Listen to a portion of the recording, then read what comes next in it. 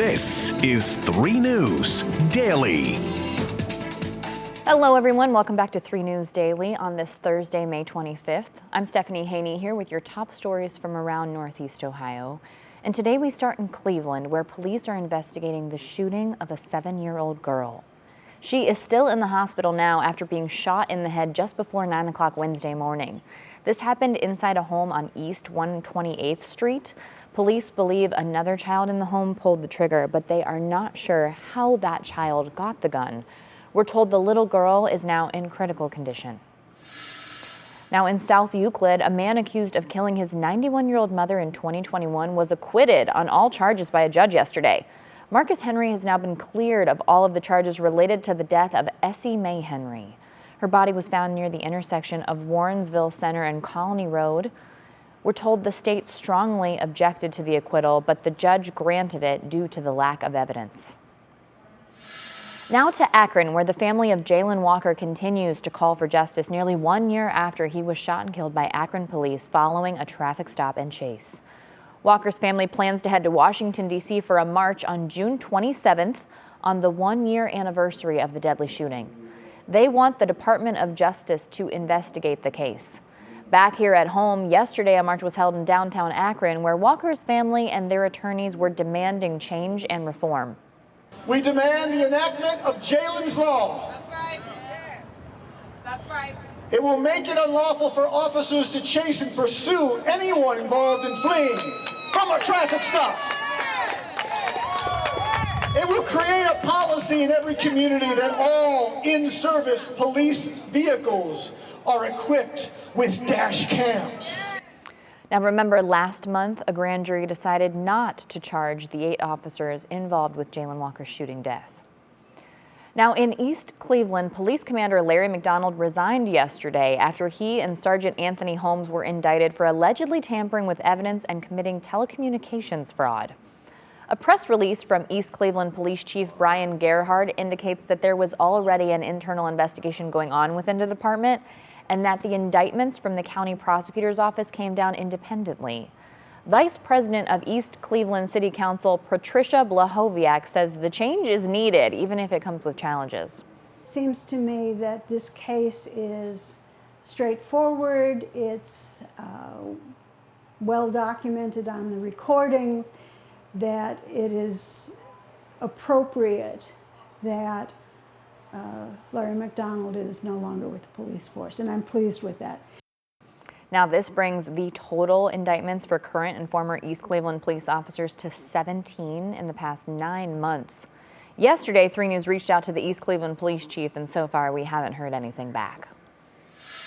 Now, as we look ahead to swimming season, we are looking at another nationwide lifeguard shortage, and experts are worried that it's so bad this year that almost half of the country's public pools could be impacted.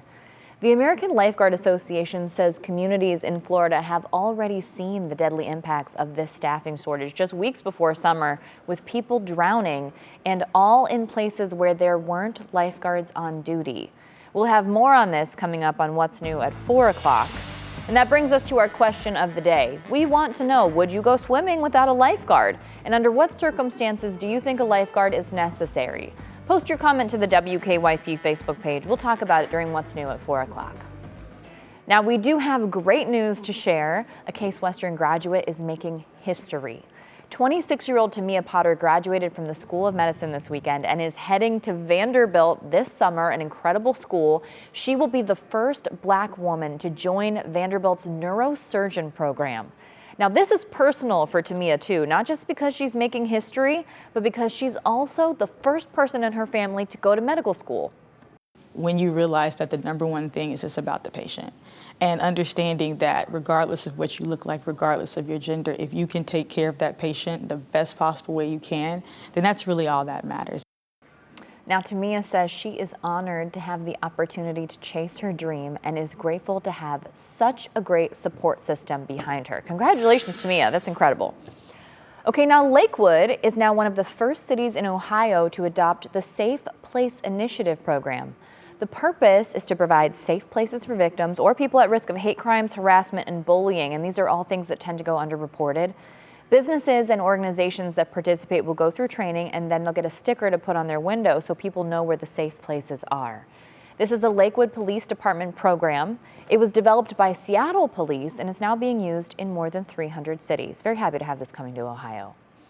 All right, let's talk about some national news. The House of Representatives voted to pass a bill blocking President Joe Biden's student debt relief program. Now, among other things, the bill would restart payments on federal student loans. Those have been on pause since the pandemic started in 2020. The president's overall debt forgiveness plan is currently on hold because of two challenges being considered in the U.S. Supreme Court. This legislation that passed in the House will now head to the Senate, where it is not likely to pass, but a clear message coming here from the House. Now, in Maryland, a school district is suing Google and the owners of Facebook, Instagram, TikTok, and Snapchat. The lawsuit claims the sites are addictive and are making the mental health crisis facing students worse, and that the Prince George's County school system has had to redirect money to deal with their harmful effects. The lawyers who filed the lawsuit have taken the case pro bono, which means they aren't charging the district any fees.